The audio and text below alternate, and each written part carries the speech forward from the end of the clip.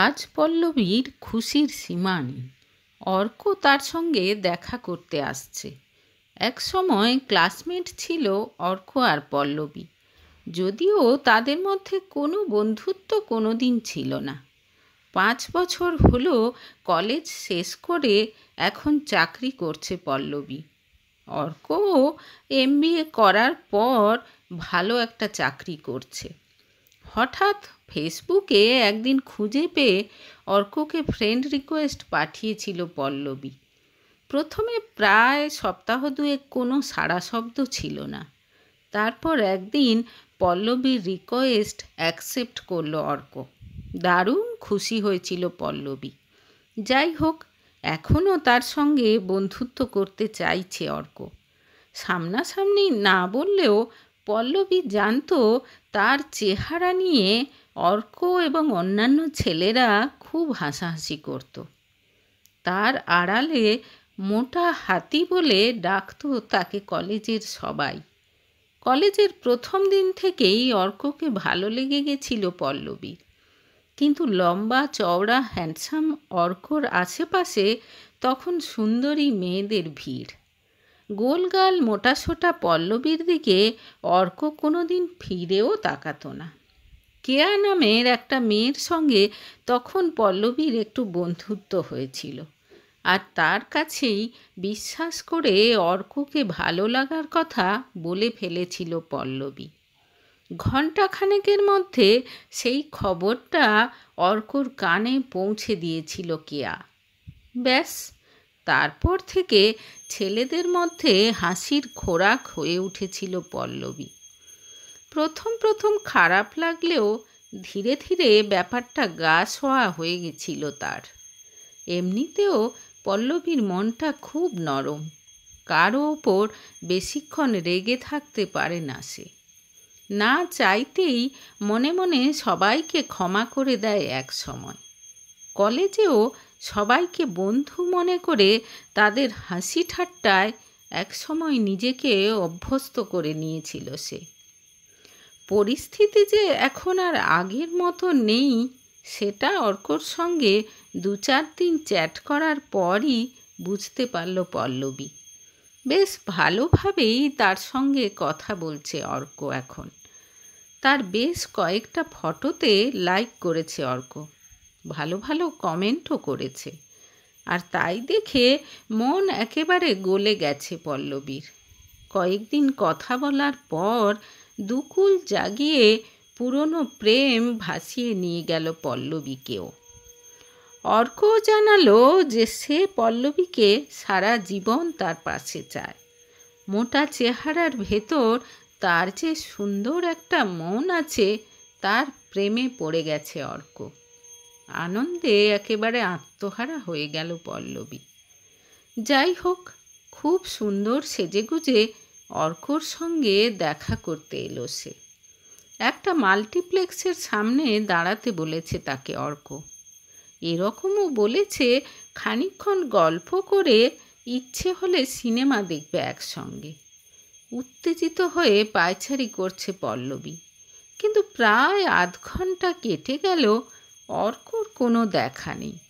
ফোনটাও সমানে এনগেজড আসছে। ভেতরে ভেতরে অধৈর্য হয়ে উঠল পল্লবী। তবে কি অর্ক আসবে না?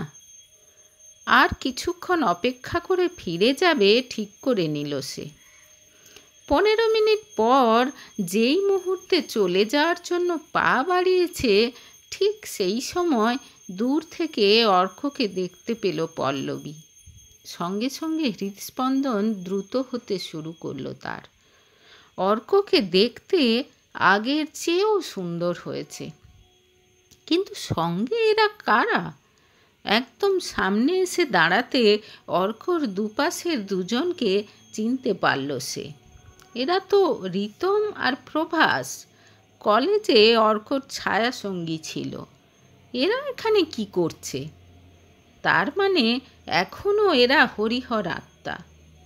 কিরে, তোদের বলেছিলাম না মোটা হাতি এখনও আগের মতোই আছে, মাথায় গোবর পোড়া? হাসতে হাসতে বলল অর্ক। কিছু না বুঝতে পেরে হাঁ করে তার মুখের দিকে তাকিয়ে রইল পল্লবী। খ্যাঁক খ্যাঁক করে হাসছে রিতম আর প্রভাস। কী রে পল্লবী, এখনও হাল ছাড়িসনি? তোর এখনও বিশ্বাস যে অর্ককে পটাতে পারবি এই চেহারা নিয়ে? বলে খুব বিচ্ছিরিভাবে হেসে উঠল রিতম। অর্কর হাসি যেন থামতেই চায় না। লজ্জায় মুখ নিচু করে নিল পল্লবী। সে যে দারুণ বোকা বনে গেছে বুঝতে পারছে সেটা। দে আমার 5,000 টাকা, বলে বন্ধুদের দিকে হাত বাড়িয়ে দিল অর্ক। সঙ্গে সঙ্গে তার হাতে কিছু টাকা দিল প্রভাস। চল, এটাতেই আজ সিনেমা দেখা আর পপকর্ন খাওয়া হবে, বলে হাসতে হাসতে দুই বন্ধুকে নিয়ে হলের ভেতর ঢুকে গেল অর্ক। দু চোখ ভরা জল নিয়ে তাদের চলে যাওয়ার দিকে তাকিয়ে রইল পল্লবী। সে কি ভেবেছিল আর কি হয়ে গেল? বন্ধুদের সঙ্গে বাজি ধরে তার সঙ্গে ভাব জমিয়েছিল অর্ক। হাসতে হাসতেই প্রভাস জানিয়ে গেছে যে পল্লবীর ফ্রেন্ড রিকোয়েস্ট পেয়ে তাদের কাছে খুব গর্ব করেছিল অর্ক। বলেছিল যে সে চাইলে এখনও পল্লবীকে যেমন খুশি নাচাতে পারবে। চেহারা নিয়ে আজ পর্যন্ত অনেকের থেকে অনেক কথা শুনেছে পল্লবী, কিন্তু আজকের এই অপমানটা যেন তার হৃদয়কে বিদ্ধ করে দিয়েছে একেবারে। চোখের জল যেন কোনো মতেই বাঁধ মানতে চাইছে না তার। নিজের বোকামির জন্য নিজের ওপরে রাগ হচ্ছে। সে কি করে ভাবল যে অর্কর মতো ছেলে তার সঙ্গে বন্ধুত্ব করবে? অনেক কষ্টে নিজেকে সামলে পাশের কফি শপে ঢুকলো পল্লবী। এক্সট্রা চকলেট সিরাপ দিয়ে একটা কফি অর্ডার করলো। তারপর ফোন খুলে অর্কর পাঠানো মেসেজগুলো দেখতে লাগলো।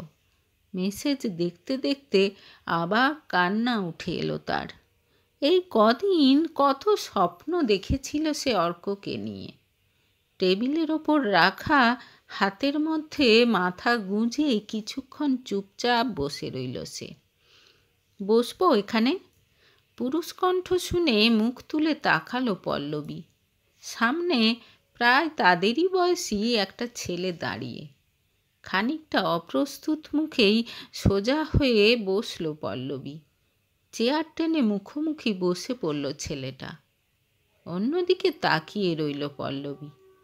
ওয়েটারকে ডেকে নিজের জন্য একটা কফি অর্ডার করলো ছেলেটি। আমি বরুণ, আপনাকে অনেক সময় থেকে নোটিস করছি। আপনি যখন ওইখানে দাঁড়িয়েছিলেন তখন থেকে। আসলে আমিও একজনের জন্য ওয়েট করছিলাম, সে আসেনি। আপনাকে খেয়াল করছিলাম। আচ্ছা, ওই ছেলেগুলো কি আপনার বন্ধু ছিল? খুব বাজেভাবে কথা বলছিল আপনার সঙ্গে, বলল ছেলেটি। তার গলায় এমন কিছু ছিল, হঠাৎ কেঁদে ফেলল পল্লবী। এরপর বেশ অনেক সময় ধরে কফি খেতে খেতে গল্প করল পল্লবী আর বরুণ। বরুণ জানালো যাকে সে এতদিন ধরে ভালোবেসে আসছে খুব সম্ভবত অন্য কারো সঙ্গে সম্পর্কে জড়িয়ে পড়েছে সে। আর পল্লবী ছোটবেলা থেকে তার মোটা চেহারার জন্য কিভাবে সবার হাসির খোরাক হয়েছে সে কথা জানালো। কিছু মনে করবেন না, আমার কিন্তু আপনাকে খুব সুইট লেগেছে। এই যে এখন আপনার গালগুলো লাল হয়ে গেছে, এতে আপনাকে সত্যিই খুব সুন্দর দেখাচ্ছে। আসলে কি বলুন তো, সব সৌন্দর্য সবার চোখে ধরা পড়ে না। কথায় আছে না, beauty lies in the eyes of the বিহোল্ডার। হেসে বলল বরুণ। ধীরে ধীরে মন খারাপটা একেবারে উধাও হয়ে গেল পল্লবীর। খুব সুন্দর না হলেও মোটামুটি আকর্ষণীয় চেহারার বরুণ খুব সুন্দর কথা বলে। যোগাযোগ রাখবে কথা দিয়ে সেদিনের মতো দুজন দুজনের থেকে বিদায় নিল তারা। এরপর প্রায় মাসখানেকের মধ্যেই বরুণের সঙ্গে খুব ভালো বন্ধুত্ব হয়ে গেল পল্লবীর। মাঝে মাঝে তার চোখ দেখে পল্লবীর মনে হয় সে বোধহয় পল্লবীকে ভালোবাসে, কিন্তু না বোঝার ভান করে থাকে পল্লবী। তারও বরুণকে খুব ভালো লাগে, কিন্তু আবার যদি অর্কর মতো বরুণও তাকে হেনস্থা করে। অনেক বলে কয়ে এত বছর তোকে ঠিকভাবে এক্সারসাইজ আর ডায়েট কন্ট্রোল করাতে পারিনি আমি, এবার একটু কর না মা। বেশি দিন না, ঠিক 3 মাস একটু স্ট্রিক্টলি ফলো কর। যদি রেজাল্ট না পাস তাহলে আর কোনো দিন কিছু করতে বলবো না। সেদিন মেয়ের মুখ থেকে বরুণের কথা শোনার পর বললেন পল্লবীর মা। এর আগেও অনেকবার বলেছে মা, কিন্তু এবার পল্লবী ভাবল মায়ের এই 3 মাসের চ্যালেঞ্জটা নিয়েই দেখবে। যা ভাবা তাই কাজ। পরদিন মায়ের কথা মতো এক ফিটনেস এক্সপার্টের সঙ্গে দেখা করল সে। সপ্তাহখানেক এক্সপার্টের কথা মতো চলার পর পল্লবীর মধ্যে কেমন যেন জেদ তৈরি হলো, সে করে দেখাবে। ইতিমধ্যে বরুণ তার ভালো লাগার কথা তাকে জানিয়ে দিয়েছে। নিজের জন্য না হলেও এবার বরুণের জন্য রোগা হতে হবে বলে ঠিক করে নিল পল্লবী। তার জন্য যেন বরুণকে কারো কাছে কথা শুনতে না হয়। 6 মাস পর নিজেকে আয়নায় দেখে যেন চিনতে পারল না পল্লবী। সে যে এত সুন্দর সে নিজেও জানত না। যেসব পোশাক অন্যদের পরতে দেখে দীর্ঘ নিঃশ্বাস ফেলত সে, এবার সেগুলো পরতে পারবে ভেবে আনন্দের সীমা রইল না তার। তার এই পরিবর্তন দেখে বরুণও খুব খুশি। এবার মাথায় একটা বুদ্ধি এলো পল্লবীর। অর্কর ওপর প্রতিশোধ নেবে সে।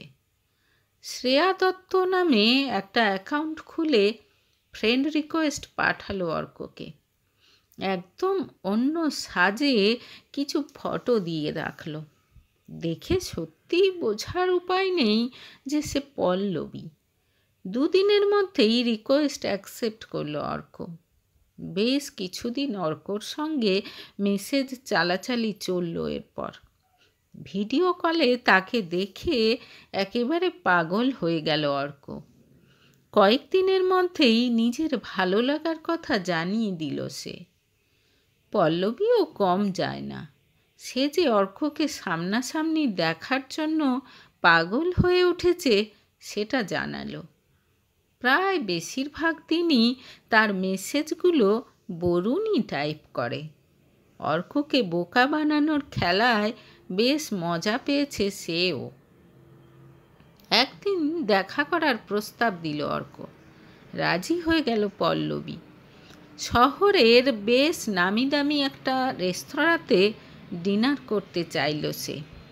কথা মতো রাত 8টায় দেখা হলো অর্ক আর পল্লবীর। ভীষণ চেনা চেনা লাগলেও এই মেয়েটাকে কোথায় দেখেছে কিছুতেই মনে করতে পারল না অর্ক। খেতে বসে সবচেয়ে দামি দামি আইটেমগুলো অর্ডার করলো পল্লবী। তার অর্ডার করার ধরনে বেশ অবাক হয়ে গেল অর্ক। এত কিছু খাবে মেয়েটা? যাকে প্রথম দিন বলে কিছু বলতে পারল না সে। হাসি মুখে শুধু ঘাড় নেড়ে গেল। সব খাবার এসে যেতে ধীরে ধীরে খাওয়া শুরু করলো পল্লবী। আর চোখে তাকে দেখতে লাগলো অর্ক। একটু হয়তো বেশি খায়, কিন্তু খুব মিষ্টি মেয়েটা। এর সঙ্গেই বাকি জীবনটা কাটাতে চায় সে। মনে মনে কথা সাজাতে লাগলো অর্ক। কালই মায়ের সঙ্গে দেখা করাবে তার বান্ধবীর। তুমি খাও, আমি একটু ওয়াশরুম থেকে আসছি। একটু খাওয়ার পর হাসি মুখে বলল অর্কর বান্ধবী। তারপর ব্যাগটা নিয়ে ভেতরে চলে গেল সে। বেশ কিছুক্ষণ একা একা খাওয়ার পর অর্কর খেয়াল হলো অনেক সময় পেরিয়ে গেছে। শ্রেয়া নামের তার নতুন বান্ধবী এখনও ওয়াশরুম থেকে ফেরেনি। কি ব্যাপার, পেট টেট খারাপ হলো নাকি? মনে মনে ভাবল অর্ক। শ্রেয়ার প্লেটে খাবার ভর্তি, পাশে 3-4 রকম সাইড ডিশ সাজানো। হঠাৎ এক ওয়েটার এসে এক টুকরো কাগজ ধরিয়ে দিল অর্কর হাতে। তোর সঙ্গে এক টেবিলে বসে খেতেও ঘেন্না হচ্ছিল আমার, তাই উঠে এলাম। ভালো থাকিস, আর হ্যাঁ, বিলটা পে করে দিস। তবে একটা ধন্যবাদ অবশ্য তোর প্রাপ্য। সেদিন ওরকমভাবে অপমান না করলে আমি এই নতুন রূপ আর সেই সঙ্গে বরুণের মতো একজন ভালো জীবনসঙ্গী পেতাম না। ইতি মোটা হাতি। চিরকুটটা পড়ে বিদ্যুৎ ঝলকের মতো অর্কর মাথায় খেলে গেল নামটা। পল্লবী! সে কি করে পল্লবীকে চিনতে পারল না? তাছাড়া এত সুন্দর কি করে হয়ে গেল পল্লবী? শ্রেয়া নাম নিয়ে এতদিন ধরে পল্লবী তার সঙ্গে অভিনয় করে গেছে। মুষড়ে পড়ল অর্ক। সে তো শ্রেয়াকে বেশ পছন্দ করে ফেলেছিল, তার সঙ্গে একটা সুন্দর ভবিষ্যতের স্বপ্নও দেখছিল। মোটা মাথা মোটা হাতি বলে যাকে এতদিন খেপিয়ে এসেছে, সে শেষ পর্যন্ত এরকম প্রতিশোধ নিল অর্কর ওপর। মাথা নিচু করে কিছুক্ষণ বসে থাকলো অর্ক। স্যার, আপনার কি খাওয়া কমপ্লিট? সেই ওয়েটারটা এসে জিজ্ঞেস করলো অর্ককে। হ্যাঁ, হয়ে গেছে, বিলটা দেবেন, গম্ভীর গলায় বলল অর্ক। 7,000 টাকা! বিল দেখে প্রায় চোখ কপালে ওঠার জোগাড় অর্কর। বেশি কথা না বাড়িয়ে বিল পে করে ফেরার পথ ধরল সে।